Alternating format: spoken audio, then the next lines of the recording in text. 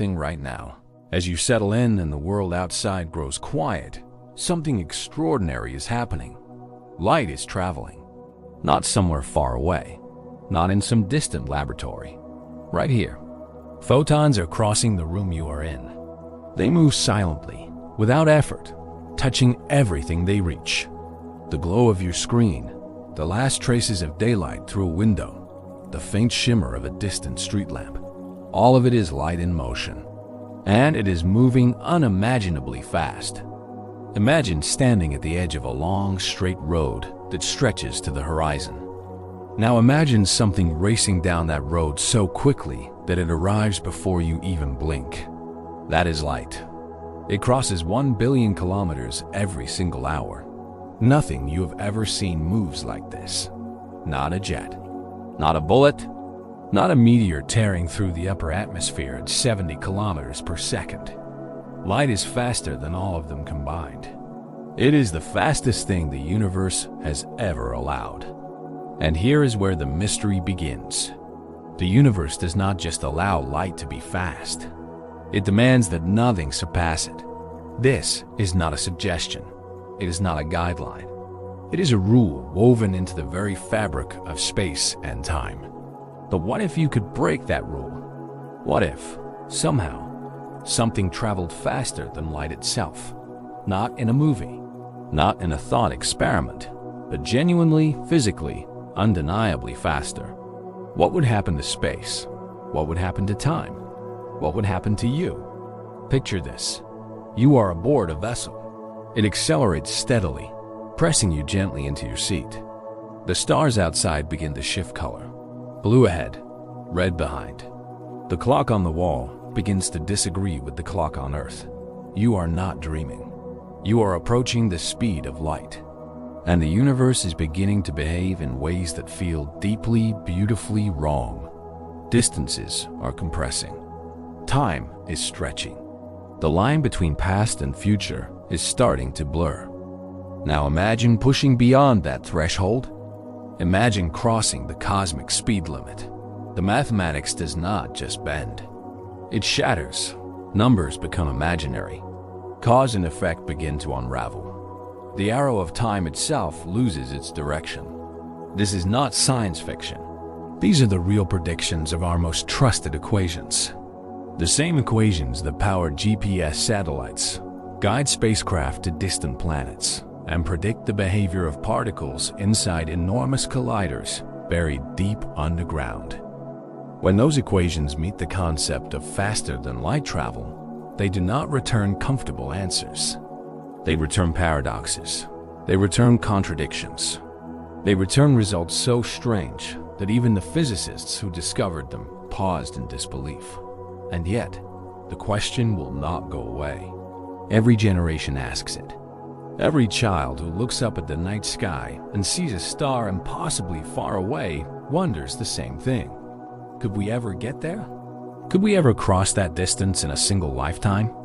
Tonight, we're going to follow that question all the way to its deepest, most honest answer. We will begin gently, with the first humans who ever wondered about the nature of light.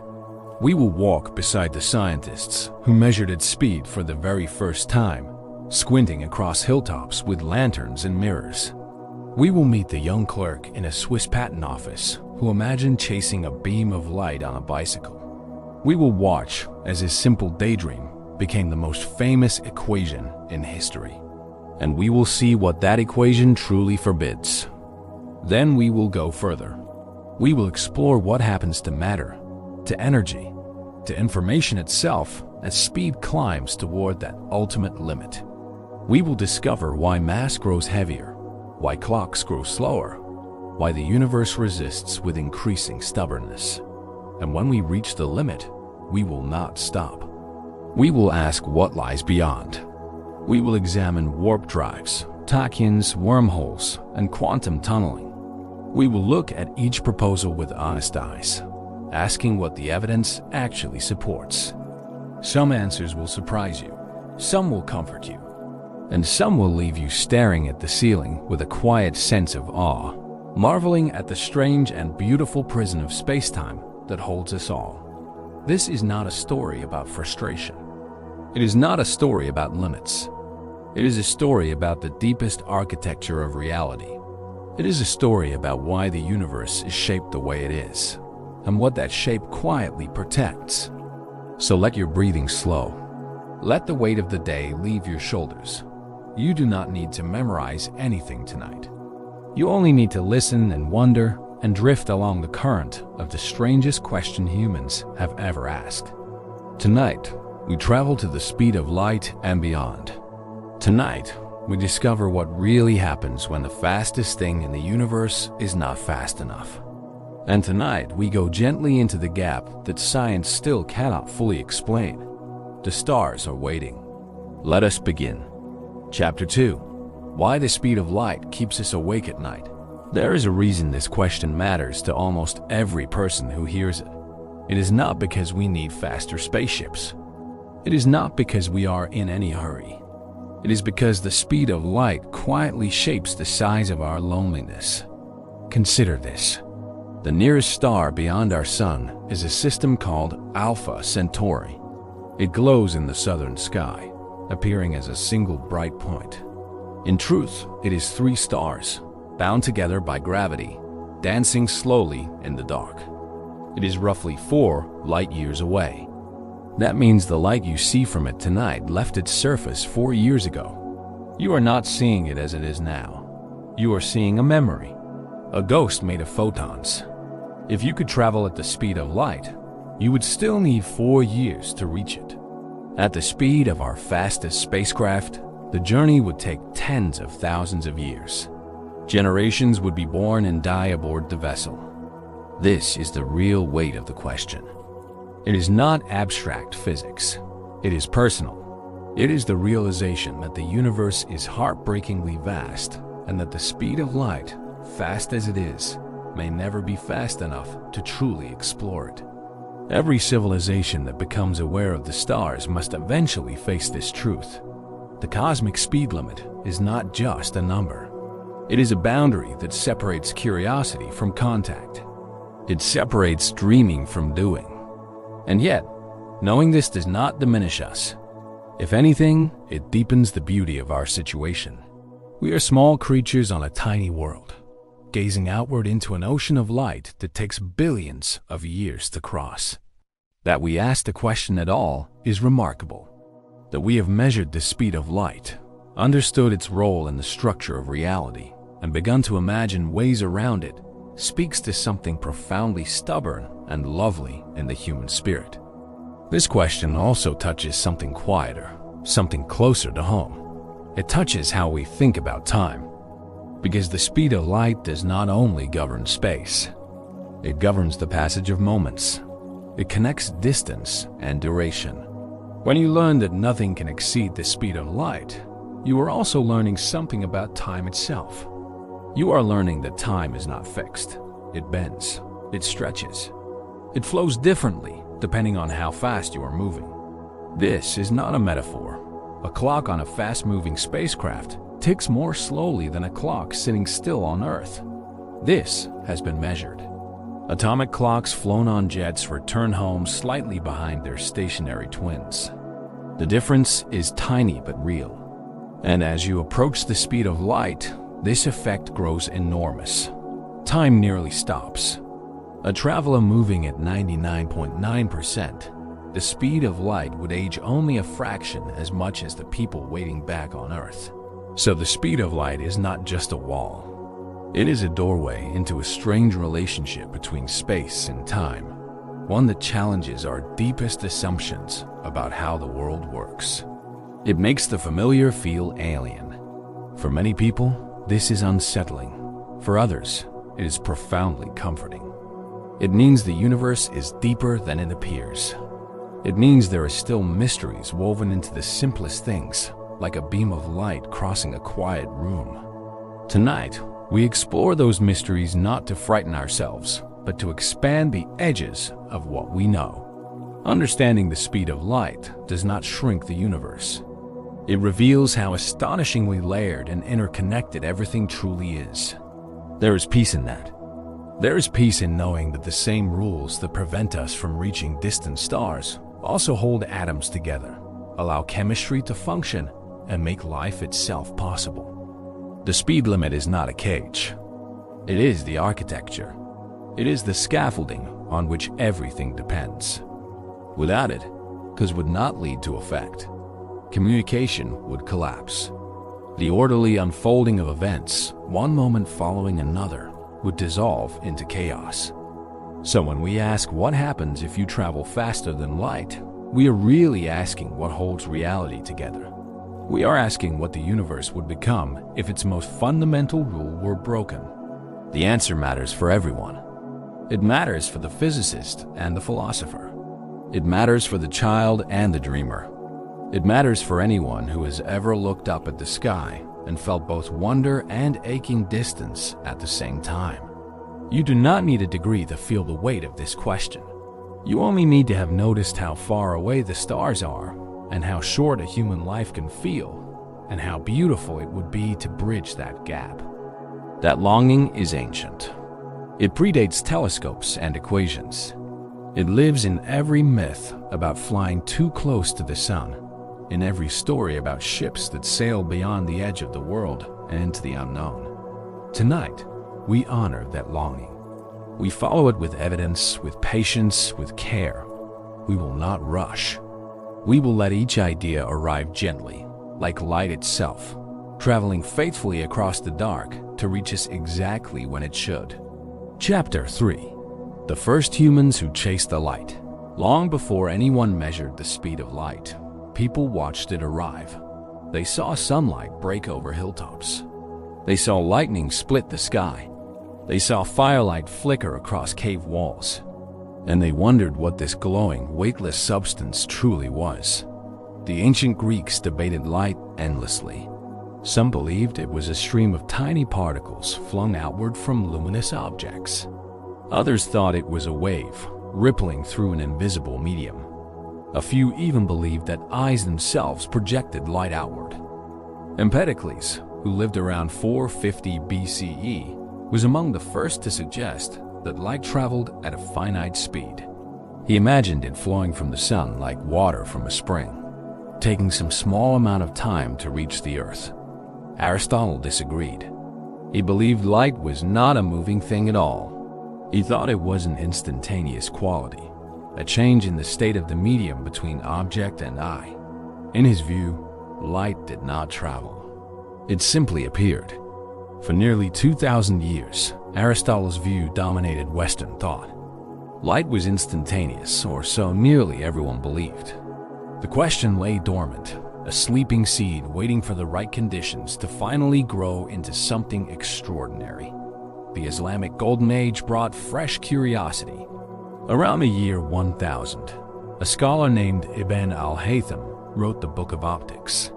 He overturned the old Greek idea that eyes project light. Instead, he showed that light enters the eye from outside. This was revolutionary. It reframed light as something external, something physical, something that obeyed rules. Ibn al-Haytham conducted experiments with darkened rooms and small holes, studying how light travels in straight lines. He built the foundation for modern optics. But even he did not measure light speed. That challenge would wait for centuries until technology and curiosity aligned in just the right way. The first serious attempt came from a man standing on an Italian hilltop with a lantern.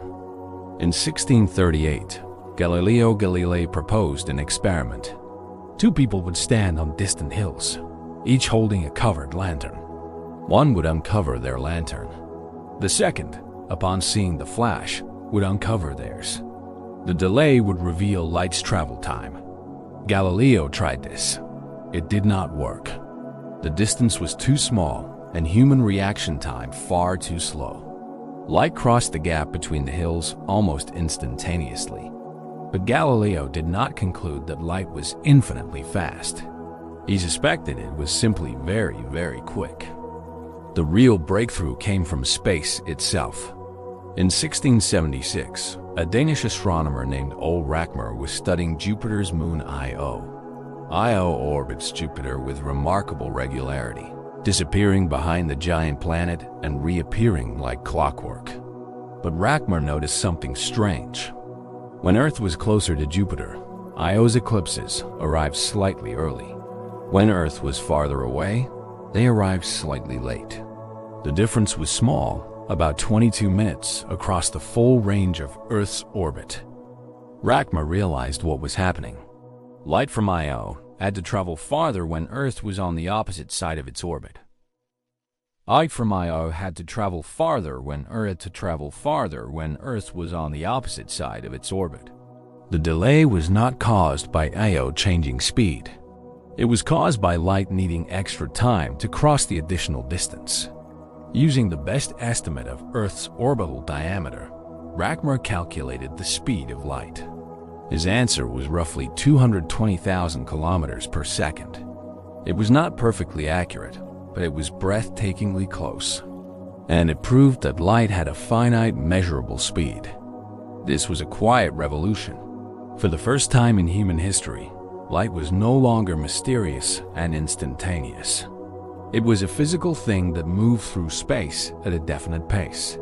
The universe had just become measurably vast. 50 years later, the English astronomer James Bradley refined the measurement. By studying the apparent shift in the positions of stars caused by Earth's motion, he calculated the speed of light more precisely, about 301,000 kilometers per second. Bradley's method was elegant. Imagine walking through rain. Even if the rain falls straight down, your motion makes it appear to slant toward you. Stars do the same thing with their light. This stellar aberration revealed light's speed with beautiful indirectness. Through the 1700s and 1800s, the measurement continued to improve. Physicists designed spinning mirrors, toothed wheels, and elaborate optical setups. Each experiment trimmed the uncertainty. The speed of light converged toward a single precise number. By the late 1800s, Albert Michelson, using a rotating mirror apparatus stretched across miles of California landscape, measured the speed of light at 299,792 kilometers per second. This was astonishingly close to the value we accept today. The number itself is remarkable. In 1 second, light travels far enough to circle the Earth 7.5 times. In 1 minute, it reaches beyond the moon.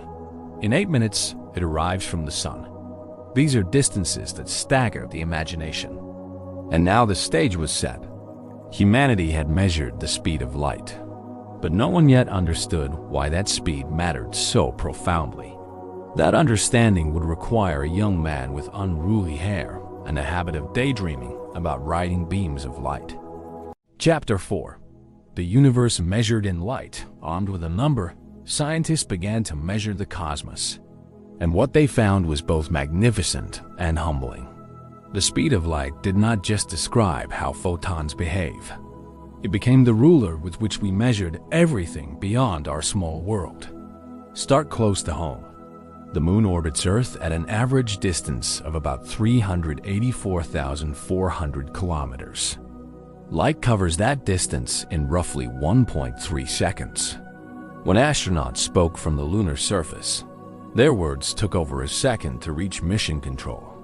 That delay is small. You would barely notice it in conversation, but it carries a profound truth. Even across a distance as modest as the Earth-Moon gap, communication is not instantaneous. Light, fast as it is, still takes time. Now, step outward. The sun sits about 150 million kilometers from Earth. Light needs 8 minutes and 20 seconds to make that journey. The sunlight warming your face right now left a solar surface before you finished your last full breath 8 minutes ago. If the sun vanished this very moment, we would not know for over 8 minutes. We would continue to see it shining. We would continue to feel its warmth. For 8 peaceful minutes, the sky would lie to us with perfect sincerity. This is the nature of light speed information.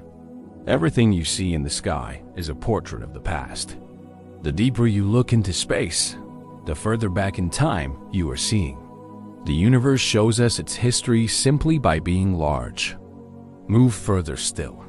Mars, at its closest approach, sits about 3 light minutes from Earth. Jupiter is roughly 35 light minutes away. Saturn, over an hour. Neptune, the outermost major planet, is more than 4 light hours from the Sun. The Voyager 1 spacecraft, launched in 1977, is now more than 23 light hours from Earth. A signal sent from Voyager takes nearly a full day to reach us. It is the most distant human-made object, and light still takes less than a day to bridge the gap. But step beyond our solar system, and the numbers become staggering. Alpha Centauri, our nearest neighboring star system, is 4.37 light-years away. That means light from there tonight has been traveling since before some of you started secondary school. A light-year is not a measure of time. It is a measure of distance. 1 light-year equals roughly 9.46 trillion kilometers. Write that number out, and it fills a line. Try to imagine it, and the mind gently surrenders. Our Milky Way galaxy stretches about 100,000 light-years from edge to edge. Light that left one side when early humans first walked, the African savanna has still not reached the other side. The galaxy is that vast, and it is just one galaxy. The Andromeda Galaxy, our nearest large galactic neighbor, is approximately 2.5 million light-years away. The light arriving tonight from Andromeda began its journey when our ancestors were just learning to shape simple stone tools on the plains of East Africa. And Andromeda is close by cosmic standards. The observable universe extends roughly 46.5 billion light-years in every direction. It contains an estimated 2 trillion galaxies. Each galaxy holds billions of stars. Each star is separated from the next by light-years of silence. These numbers are not meant to overwhelm. They are meant to contextualize the question we are asking. When we wonder about traveling faster than light, we are wondering about crossing distances that make our entire planet seem smaller than an atom. This is why the question burns so brightly. The cosmic speed limit does not just prevent fast travel. It creates isolation on a scale so enormous that it redefines the meaning of the word distance. It turns the universe into a cathedral of solitude. And yet, within that solitude, something remarkable happens. Light still connects everything. Every photon that reaches your eye from a distant star is a messenger that traveled faithfully for years, decades, millennia, or even billions of years to reach you. You are connected to the cosmos by these tiny travelers. The light from the most distant galaxies has been journeying since long before Earth existed. It crossed expanding space, passed through dust clouds and gravitational fields, and arrived here, now, for you. There is tenderness in that. There is a kind of cosmic patience that light embodies. It does not rush. It does not tire. It simply moves at the one speed the universe allows and trusts that something, somewhere, will eventually receive it. Now consider what it means to challenge that speed. To ask whether anything could outpace light is to ask whether the fabric of the universe has a flaw, a loophole, a hidden passage that would change everything we understand about connection and separation. In 1905, a young physicist working in Bern, Switzerland, published a paper that addressed this question directly. His name was Albert Einstein, and his idea was so simple, so elegant, and so disturbing that it took decades for the world to fully absorb it. Einstein did not begin with complicated mathematics. He began with a thought experiment. He imagined running alongside a beam of light, matching its speed exactly. What would the light look like? Would it appear frozen?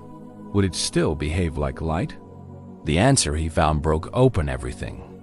It led to an equation that would become the most famous in all of science. It revealed that mass and energy are interchangeable, that time is not absolute, and that the speed of light is the universe's deepest boundary.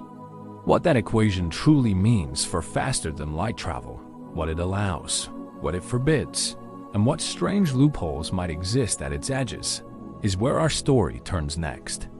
The mathematics holds surprises that even Einstein found unsettling. The calm night stretches on. The stars continue their ancient broadcast. And somewhere in the silence between those distant suns, the answer to our question waits with the patience of light itself, ready to be found by anyone willing to listen. Rest here a moment. Let the distances settle softly in your mind. Let the numbers become textures rather than burdens. Because the next part of our journey moves inward into equations and paradoxes, where the universe reveals its strangest and most beautiful secrets. What Einstein discovered will change how you see every beam of light for the rest of your life. And what came after Einstein, the discoveries that even he resisted, will take us to the very edge of what reality permits. That edge is closer than you think. Chapter 5, where the equations begin to whisper strange things. We left Einstein standing at the threshold.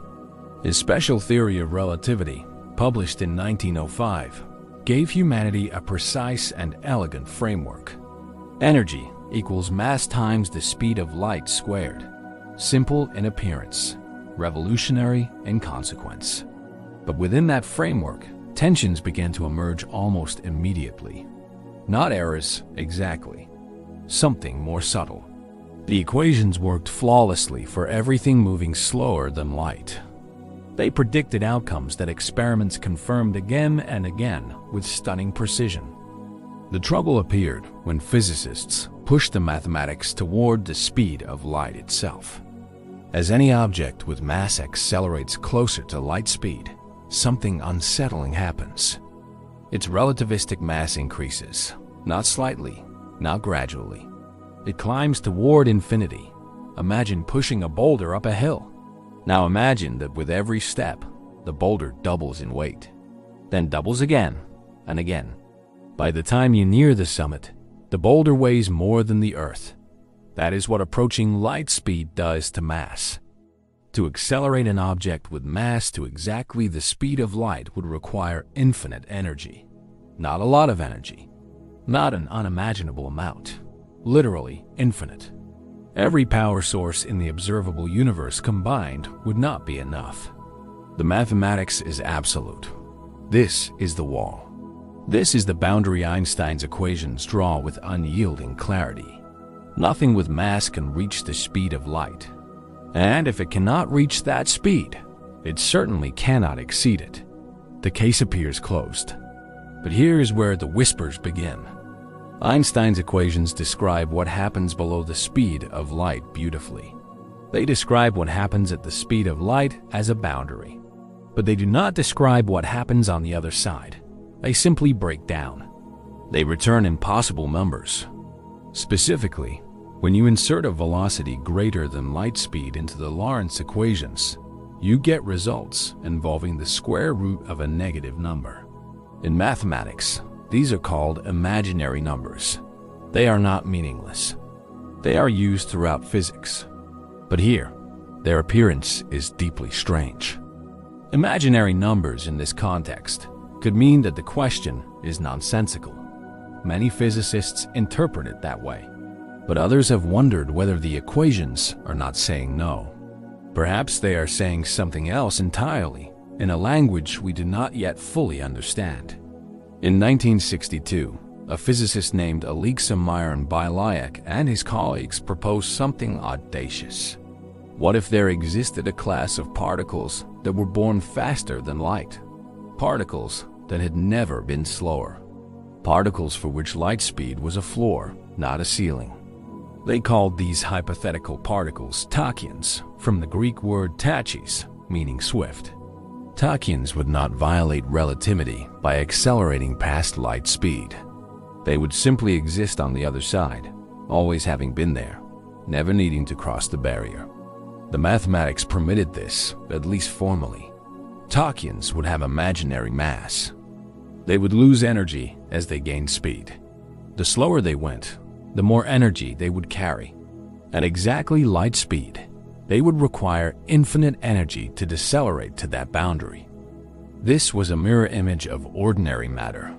Regular particles cannot reach light speed from below. Tachyons, if they existed, could not reach light speed from above. The speed of light became a wall that separated two kingdoms of matter, each forever barred from the other. It was elegant, it was symmetrical, and it raised terrifying questions. If tachyons exist, they would travel backward in time.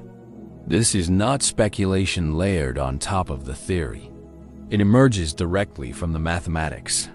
A particle moving faster than light in certain reference frames arrives at its destination before it departs from its origin. Pause and let that settle. A tachyon sent from Earth to a distant star could, from certain perspectives, arrive yesterday. The effect would precede the cause. The reply would come before the question. The universe's most fundamental logic, causality itself, would unravel. This is called the tachyonic anti-telephone problem. If you could send information faster than light, you could in principle send a message to your own past. The paradoxes that follow are not minor inconveniences. They threaten the logical structure of physics itself. Most physicists regard this as strong evidence that tachyons do not and cannot exist. The universe, they argue, protects causality the way it protects energy conservation. Faster-than-light communication is not merely difficult. It is forbidden by the deepest architecture of reality. But not everyone agrees. Some theorists have explored whether causality might be more flexible than we assume. Perhaps the universe has mechanisms we have not discovered, mechanisms that prevent paradoxes without preventing faster-than-light phenomena entirely. Quantum mechanics adds another layer of mystery. In experiments involving entangled particles, a measurement on one particle instantly affects its partner, regardless of the distance separating them. Einstein himself called this spooky action at a distance. It troubled him deeply. The correlations are real. They have been confirmed in experiment after experiment, across kilometers, and even between Earth and orbiting satellites. The effect appears to be instantaneous. No signal seems to travel between the particles. The connection simply exists outside of normal space. And yet, physicists have shown that quantum entanglement cannot be used to send information faster than light. The results on each side appear random until compared. The correlation only becomes visible after the fact, through ordinary light-speed communication. So the universe teases us. It shows us something that looks faster than light, then gently closes the door. It permits the appearance of instant connection while preserving the speed limit where it matters most, in the transfer of usable information. This is the contradiction that keeps physicists awake. The wall is real, the mathematics is clear, and yet, at the edges, in entanglement, in tachyonic theory, in the strange behavior of expanding space itself, there are cracks, tiny cracks, whispering cracks. Whether those cracks lead somewhere real or simply reflect the limits of our current understanding is one of the deepest open questions in modern physics. The answer may reshape everything we think we know about the universe, and it is to the most popular misconceptions about those cracks that we now gently turn. Chapter 6: Beautiful Lies and Honest Mistakes. The idea of faster-than-light travel is so seductive that it has generated an entire ecosystem of myths. Some are born from genuine misunderstanding, some from wishful thinking, some from headlines that sacrificed accuracy for excitement. All of them deserve a gentle, honest examination. Let us begin with the most famous. In September 2011, a team of physicists at the Opera experiment in Italy announced something extraordinary. They had measured neutrinos, ghostly subatomic particles, traveling slightly faster than the speed of light between Switzerland and their detector. The announcement shook the physics world. Headlines exploded. Einstein was wrong. The speed of light had been broken. Social media erupted with excitement. After a century of being told nothing could exceed light speed, it seemed as though the barrier had finally fallen. But the physicists themselves were cautious. They did not claim a discovery. They released their data and asked the community to help find their mistake. They suspected one existed. They simply could not locate it themselves, despite months of careful internal review. 6 months later, the error was found. A fiber optic cable connecting a GPS receiver to a computer was slightly loose. A clock oscillator was ticking slightly too fast. Together, these two small flaws created an error of roughly 60 nanoseconds, exactly matching the anomaly. The neutrinos had not traveled faster than light. The measurement had been subtly flawed. And when the corrections were applied, the neutrinos arrived exactly when Einstein's equations predicted they would. The speed limit held. The wall remained intact. This episode is worth remembering, not as a failure, but as a demonstration of how science actually works. The team was honest. They shared their uncertainty. The community responded with rigor. And the truth emerged through patience, not through spectacle. But many people never saw the correction. They saw the headline. And so the belief persists in certain corners of the internet that scientists once proved neutrinos travel faster than light. This is the first myth, and it is the most understandable one. Now consider a second common misconception, this one about the expansion of the universe itself. It is true that distant galaxies are receding from us faster than the speed of light. This is a real, measured phenomenon. It sounds like a clear violation, but it is not. And understanding why requires a shift in how we think about speed and space. When we say galaxies are receding faster than light, we do not mean they are moving through space faster than light. We mean the space between us and those galaxies is expanding. The galaxies themselves may be nearly stationary within their local region. Imagine two dots drawn on a balloon. As the balloon inflates, the dots move apart. Neither dot is moving across the surface of the balloon. The surface itself is stretching. The dots are carried along passively.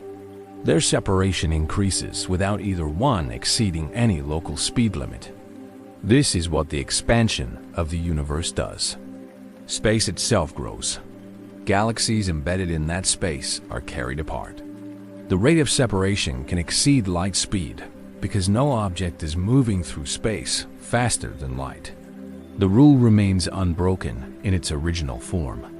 Einstein's speed limit applies to objects moving through space. It does not apply to the behavior of space itself. This distinction is crucial, and it is one that even well-educated people often miss. The universe found a loophole in its own rules, or perhaps the rules were always more nuanced. A third myth concerns warp drives. In 1994, the Mexican physicist Miguel Alcubierre published a remarkable paper. He showed that general relativity, Einstein's theory of gravity, mathematically permits a bubble of warped spacetime that could carry a spacecraft faster than light. Inside the bubble, the ship would be stationary. Space ahead would contract. Space behind would expand. The bubble itself would move, carrying the ship along like a surfer on a wave. No local speed limit would be violated because the ship is not moving through space. Headlines again celebrated. Warp drive is real. NASA is building one. Star Trek was right all along. The truth is more complicated and, in its own way, more beautiful. Alcubierre's solution is mathematically valid. General relativity does permit such a geometry, but creating it would require exotic matter with negative energy density, something that has never been observed in the quantities needed. The energy requirements in the original formulation were staggering, equivalent to the mass energy of an entire planet or even a star. Later refinements reduced this considerably, but the need for exotic matter remains. No one knows whether such matter can exist in a stable, controllable form. So the Alcubierre drive is not a blueprint. It is a mathematical proof of concept.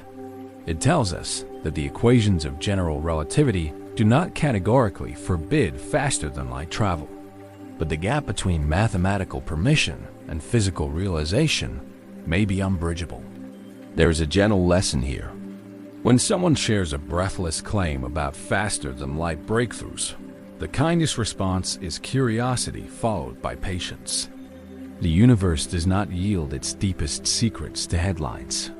It yields them slowly, through decades of careful, quiet work. Another common confusion involves quantum tunneling. Particles can appear on the far side of a barrier they classically should not be able to cross. Early experiments seem to suggest this happened faster than light. The particles seem to traverse the barrier instantaneously. More careful analysis showed this was an artifact of how we define arrival time for quantum particles. No usable information travels faster than light during tunneling. The wavefront of probability, the leading edge, always respects the speed limit. The universe, once again, guards its boundary. Each myth is a window into our longing. We want the speed limit to break because the universe is so breathtakingly large and our lives so achingly short. There is no shame in that longing. It drives every telescope ever built, every rocket ever launched. But longing must walk hand in hand with honesty. The most beautiful truth about the speed of light is not that it might be broken, but that understanding why it exists reveals the hidden architecture of reality in all its strangeness, elegance, and quiet grandeur. And now we must ask the question that matters most. If the speed of light truly cannot be exceeded, what does that mean for us? What does it change about how we see the stars, measure the cosmos, and imagine our future among them? The stakes are higher than you might expect. Chapter 7. What the speed of light means for everything that matters. Let us bring this question back to Earth, not to equations or hypothetical particles, but to the practical, human consequences of living in a universe with an absolute speed limit. Because those consequences touch nearly everything we do when we look upward. Start with the simplest act of astronomy. When you point a telescope at the night sky, you are not seeing the universe as it is now. You are seeing it as it was. Every observation is a look backward through time. The moon appears as it was 1.3 seconds ago. The sun 8 minutes ago. Jupiter, depending on its position, anywhere from 33 to 54 minutes ago. These delays are small enough that they barely matter for practical purposes. But look deeper and the delays become profound. The light from Sirius, the brightest star in our sky, has been traveling for about 8.6 years. The light from Betelgeuse, the red giant in Orion's shoulder, has been traveling for roughly 700 years. When you look at Betelgeuse tonight, you are seeing light that left during the European Middle Ages. Betelgeuse could have already exploded in a spectacular supernova. We would not know yet. The news is still traveling toward us at the speed of light.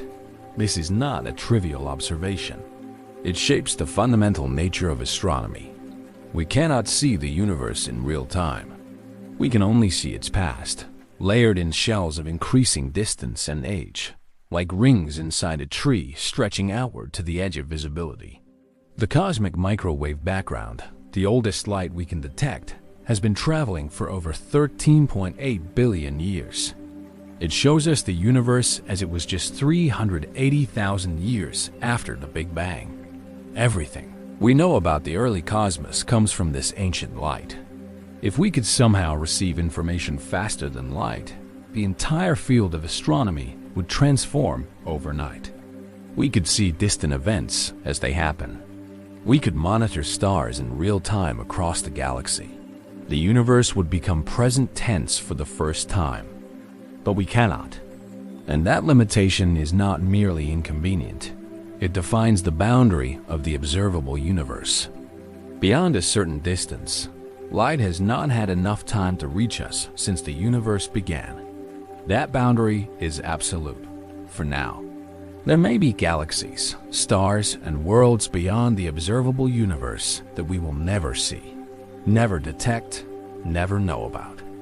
Their light is racing toward us, but the expansion of space is carrying them away faster than their photons can close the gap. This means we live inside a cosmic horizon, not a wall, but a limit of visibility. And that horizon is not fixed. It grows as the universe ages and more light has time to arrive. But some regions are receding so rapidly that their light will never reach us. The speed of light defines what is knowable. It sets the boundary between the universe we can explore, even in principle, and the universe that exists forever beyond our reach. This is perhaps the deepest consequence of Einstein's speed limit. It shapes the edges of knowledge itself. Now consider navigation. Every spacecraft we have ever launched relies on the speed of light for communication. Commands sent to Mars rovers take between 4 and 24 minutes to arrive, depending on orbital positions.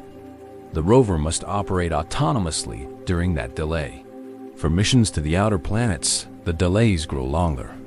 Communication with the New Horizons spacecraft near the edge of the solar system involves delays of over 5 hours each way.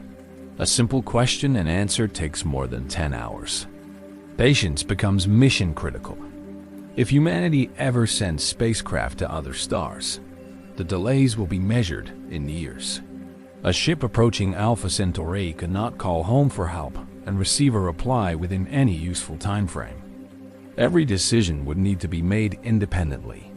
Every crisis faced alone. This has profound implications for the future of human exploration. Faster than light communication, if it were possible, would transform interstellar missions from isolated voyages into connected expeditions. Colonies on distant worlds could maintain real-time contact with Earth. Civilizations could remain unified across light years. Without it, any interstellar colony would inevitably drift, culturally, linguistically, politically. Over centuries, a settlement 4 light years away would become as foreign to Earth as ancient Rome is to modern Tokyo. Distance, enforced by the speed of light, becomes a force of cultural evolution. There are also implications for the search for extraterrestrial intelligence.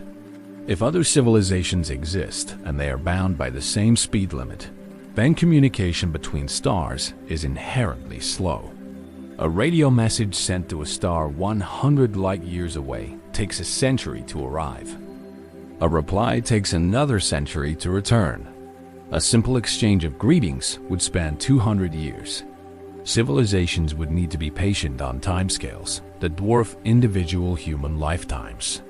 The speed of light makes interstellar dialogue a project for generations, not for individuals.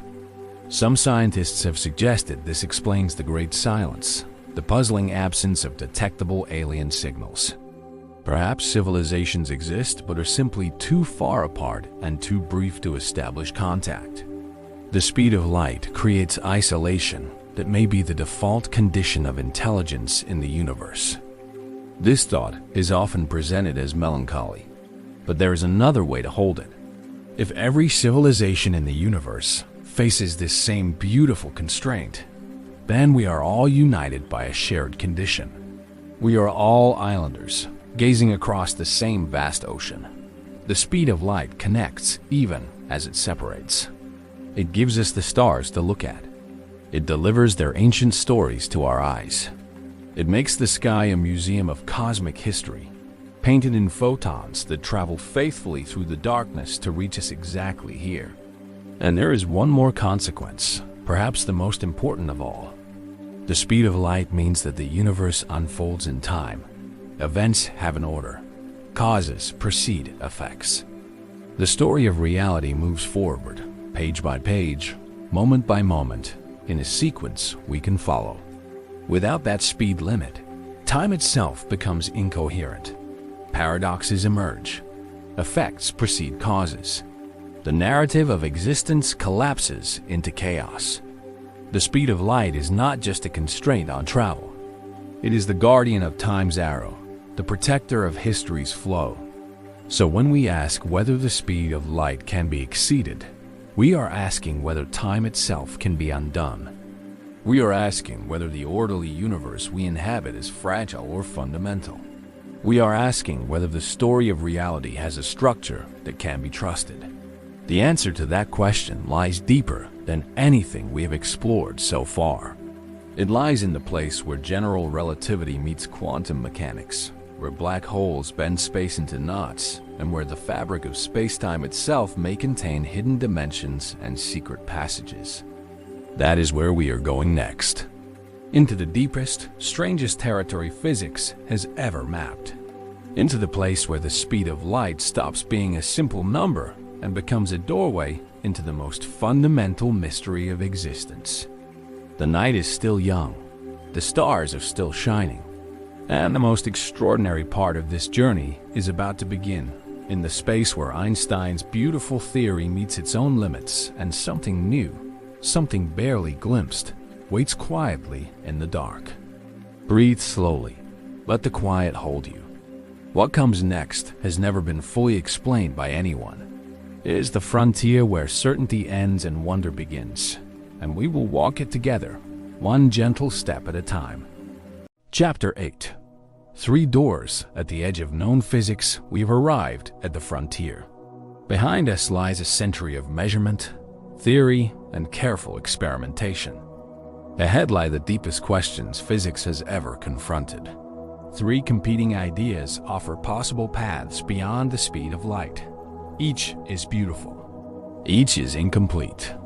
The first door is the one we glimpsed earlier, the Alcubierre warp drive. Let us return to it now with fresh eyes and examine not just its promise, but its deepest challenges. Because the details matter, and they are stranger than most people realize. Miguel Alcubierre showed that general relativity permits a geometry of spacetime in which a bubble moves faster than light. Inside the bubble, everything is calm. The ship does not accelerate. It does not experience any force. Space itself does the moving. Think of it this way. You are standing on a moving walkway at an airport. You are stationary relative to the walkway, but the walkway carries you forward. The warp bubble works similarly. Space contracts ahead and expands behind, carrying the ship along effortlessly. The mathematics is sound. General relativity genuinely allows this configuration, but the requirements are extraordinary. The original formulation demanded negative energy density, a form of exotic matter that would effectively push spacetime apart rather than pull it together. Negative energy is not pure fantasy. The Casimir effect, a measurable quantum phenomenon, produces tiny regions of negative energy between closely spaced metal plates. But the quantities involved are vanishingly small. Scaling this up to power a warp bubble seems impossibly far beyond current technology. Recent work has offered some hope. In 2021, physicist Eric Lentz proposed a warp drive solution that might not require exotic matter at all. His approach uses a different geometric configuration, one built entirely from positive energy. The physics community received it with cautious interest. Other researchers, including Alexei Bobrik and Jani Martiri, have explored physical warp drive shells rather than purely mathematical constructs. Their work suggests that while a warp drive remains far beyond our engineering capabilities, the theoretical barriers may be lower than previously thought. The honest assessment is this: warp drives are not forbidden by general relativity, but no one has demonstrated that one can actually be built. The gap between mathematical permission and physical construction remains enormous. This door is open in theory, locked in practice. The second door involves wormholes. In 1935, Einstein and Nathan Rosen described bridges connecting distant points in spacetime. These Einstein-Rosen bridges, later called wormholes, are tunnels through the fabric of space itself. Enter one end, emerge instantly from the other. Wormholes appear naturally in the mathematics of general relativity. They are solutions to Einstein's field equations. A sufficiently warped region of spacetime could fold upon itself, creating a shortcut between two locations that are enormously far apart through normal space. The appeal is obvious. You would not need to travel faster than light through space. You would simply bypass the space entirely. The speed limit remains intact locally, but the effective travel time between two distant points drops to nearly zero. But wormholes, as described by general relativity, are deeply unstable. They would collapse faster than anything could pass through them. To hold a wormhole open, you would again need exotic matter. Negative energy reappears, stubbornly guarding the passage between distant stars. There are also questions about whether wormholes can form naturally. Some physicists believe microscopic wormholes might flicker in and out of existence at the quantum scale, in the foamy turbulence of spacetime at incredibly tiny distances. But none have ever been observed. Recent developments in quantum gravity have added intrigue. The air equals EPR conjecture, proposed by Juan Maldacena and Leonard Susskind, suggests that quantum entanglement and wormholes might be fundamentally the same phenomenon. Connected particles might literally be connected by tiny space-time bridges. If this is true, and it remains unproven, then wormholes are not exotic fantasies. They are everywhere, woven into the quantum fabric of reality. But scaling a quantum wormhole up to a size that a spacecraft could traverse remains so far beyond current understanding that it borders on the unimaginable. The third door is the most radical. It involves rewriting the rules entirely. Some physicists have proposed that the speed of light is not truly fundamental. They suggest it might be an emergent property, a consequence of deeper laws that we have not yet discovered. If so, those deeper laws might permit exceptions we cannot currently foresee.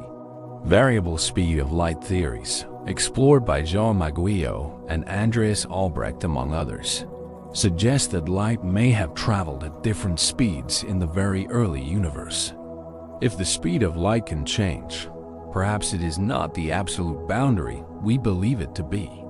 These ideas remain controversial. Mainstream physics treats the speed of light as a constant, foundational, and invariant. But the history of science teaches humility. Constants have been dethroned before. What seems absolute in one century sometimes becomes approximate in the next. 3 doors: warp drives, wormholes, and new physics. Each offers a different relationship with the speed of light. Each carries profound implications. And each, for now, remains tantalizingly beyond our reach. But the fact that they exist at all, even as possibilities, changes everything. The universe may have more architecture than we currently see, and the instruments that might reveal that hidden structure are already being built, already gathering light, already listening to the whispers of space-time from the darkness between the stars. Let us turn to those instruments now. Chapter 9. New eyes on the oldest light. We live in a golden age of observation. The instruments humanity has built in recent decades are not merely better versions of old telescopes.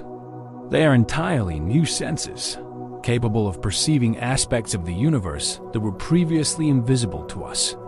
The James Webb Space Telescope, launched on Christmas Day 2021, orbits the Sun nearly 1.5 million kilometers from Earth.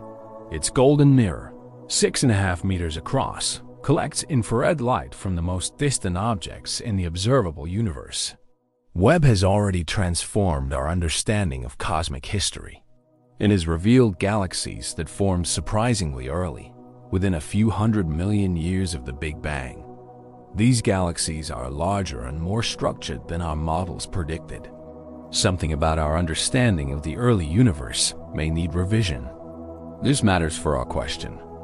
If the early universe behaved differently than we expect, if structures formed faster than light speed processes should have allowed, then our understanding of the speed limit's role in cosmic evolution may be incomplete. Webb is providing the data to test this. On the ground, the extremely large telescope is under construction in the Chilean Atacama Desert. Its primary mirror will span nearly 40 meters. When it opens its eye to the sky, it will see farther and more clearly than any ground-based telescope in history. The ELT will study the atmospheres of exoplanets, looking for chemical signatures of life.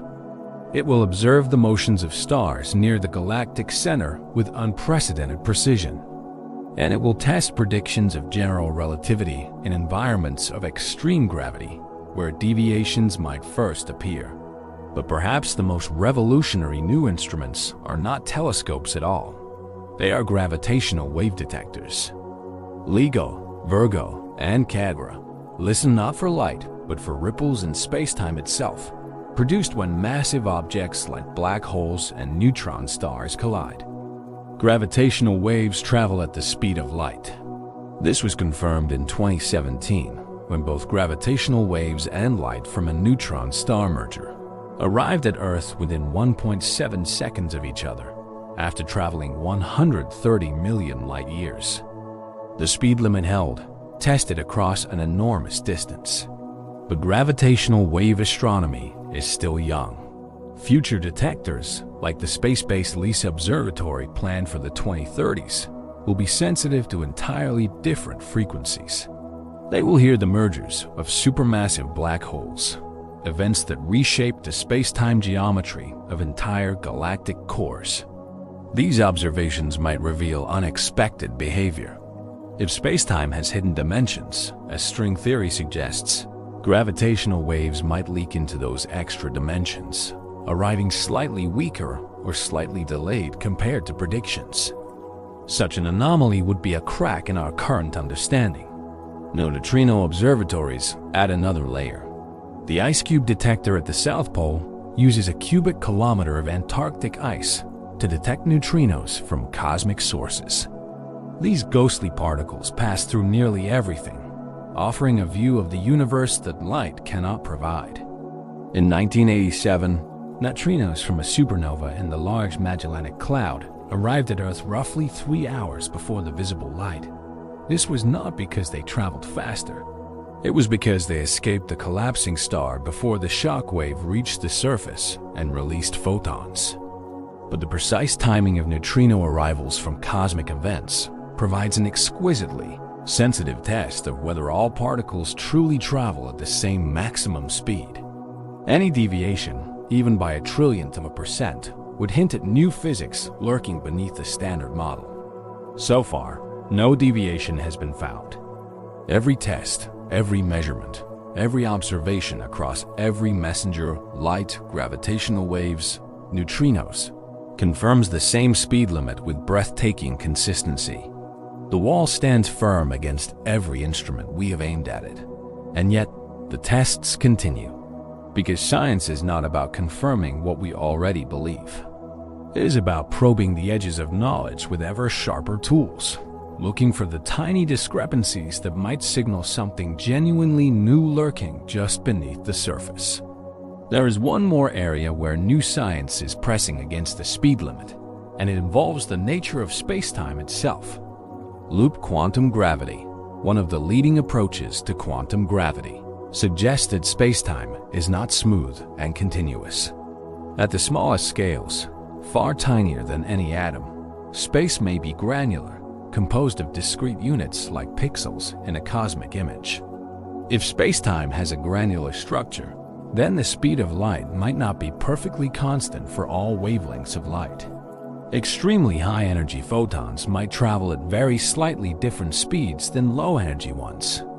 The difference would be unimaginably small, but potentially measurable. Gamma-ray bursts, the most energetic explosions in the universe, offer a natural laboratory for this test. By comparing the arrival times of high-energy and low-energy photons from these distant cataclysms, physicists can search for energy-dependent speed variations with extraordinary precision. The Fermi Gamma-ray Space Telescope has conducted these measurements. So far, it has found no evidence that photons of different energies travel at different speeds. The smoothness of spacetime appears to hold down to incredibly fine scales. But the search continues with each new burst detected. Here is what matters most. Every instrument we build, every observation we make, every test we conduct, tells us the same story. The speed of light is the most precisely confirmed constant in all of physics. No experiment has ever cleanly broken it. But the absence of evidence is not evidence of absence. New instruments are coming online that will push our measurements into entirely unexplored regimes. The next decade may bring surprises that no one can currently predict. The universe has surprised us before. It will surprise us again. The question remains, burning quietly at the center of everything we have explored. What really happens if you travel faster than light? We have circled this question from every angle. Now, at last, it is time to face it directly. The answer is closer than a heartbeat, and it is more profound than you might expect. Chapter 10. What really happens beyond the speed of light? We have traveled far together tonight. From ancient hilltops to quantum laboratories. From Galileo's lanterns to gravitational wave detectors spanning continents. We have examined every crack in the cosmic speed limit and tested every door that might lead beyond it. Now it is time to answer the question we promised to answer at the very beginning. What really happens if you travel faster than light? The answer comes in 3 layers, each deeper than the last, each more remarkable than what came before it. The first layer is the physical answer, the one written in mathematics and confirmed by every experiment ever conducted. If you are an object with mass, you cannot reach the speed of light. You cannot exceed it. This is not a limitation of technology. It is a property of spacetime itself. As you approach the speed of light, your mass increases without bound. Time dilates towards stillness. Length contracts towards zero. At light speed, these effects become infinite. The equations do not bend. They do not offer exceptions for cleverness or determination. This means that the classic science fiction image, a spacecraft accelerating smoothly past the speed of light, is not merely difficult. It is structurally impossible within the framework of spacetime as we understand it. The universe does not contain enough energy to push matter across that threshold. If you tried, if you poured every joule of energy in the observable universe into accelerating a single atom, you would approach the speed of light ever more closely, but never reach it. The last fraction of a percent would demand more energy than everything that exists. This is the first truth. The speed of light is not a wall you crash into. It is an asymptote you approach forever. The closer you get, the harder the universe pushes back. It is a boundary made not of substance, but of geometry, woven into the shape of reality. But the second layer is stranger. What would happen to the universe around you as you approach that limit? The answer is one of the most beautiful predictions in all of physics, and it has been confirmed by experiment. As your speed increases toward light speed, time slows down for you relative to the outside universe. At 90% of light speed, your clock ticks about half as fast as a stationary one. At 99%, it ticks about 7 times slower. At 99.99% of light speed, time nearly stops for you. Years could pass on Earth while only hours pass aboard your ship. You would age slowly. The universe would age quickly. When you decelerated and returned home, centuries might have passed while you experienced only months. This is real. It is not metaphor. Muons, subatomic particles created in the upper atmosphere, demonstrate this effect constantly. They should decay before reaching the ground, but because they travel near light speed, their internal clocks slow down enough for them to survive the journey. So, as you approach the speed of light, you effectively travel forward through time, not by any magical mechanism, but by the simple geometry of spacetime. Speed and time are linked. Move fast enough through space, and you move slowly through time. The trade-off is absolute. At exactly the speed of light, time stops entirely. A photon, from its own perspective, does not experience time. It is emitted and absorbed in the same instant. The billions of years a photon might travel from a distant galaxy to your eye pass in 0 time from the photon's frame. This means that light does not experience the journey it takes. For light, departure and arrival are simultaneous. The universe from a photon's perspective has no depth. Every distance is 0. Every duration is 0. Light exists in a kind of eternal present. Now we reach the third layer, the deepest one. The one that answers the question we truly came here to ask. What happens beyond the speed of light? The honest answer is that the question may not have meaning in the way we imagine, not because it is foolish, but because the concepts of space and time themselves dissolve at that boundary. Beyond the speed of light, the mathematics of special relativity returns imaginary numbers. Time becomes space-like. Space becomes time-like. The distinction between here and there, between now and then, between cause and effect, ceases to function in any way we can interpret. This is not a failure of imagination. It is a profound statement about the nature of reality. Faster than light travel is not just physically impossible. It is conceptually incoherent within the framework of spacetime as we know it. The words themselves lose their meaning at the boundary. It is like asking what is north of the North Pole. The question uses familiar words, but the concept they point to does not exist. The North Pole is not a wall. It is the place where the concept of northness itself terminates. The speed of light is similar. And this is the revelation. The speed of light is not a frustrating limitation imposed on an otherwise unlimited universe. It is the structure that makes the universe possible. It is the reason cause leads to effect, the reason time flows forward, the reason anything happens in sequence at all. Without the speed of light as an absolute boundary, there would be no causality. No before and after, no story, no history, no evolution, no life. The speed limit is not a cage.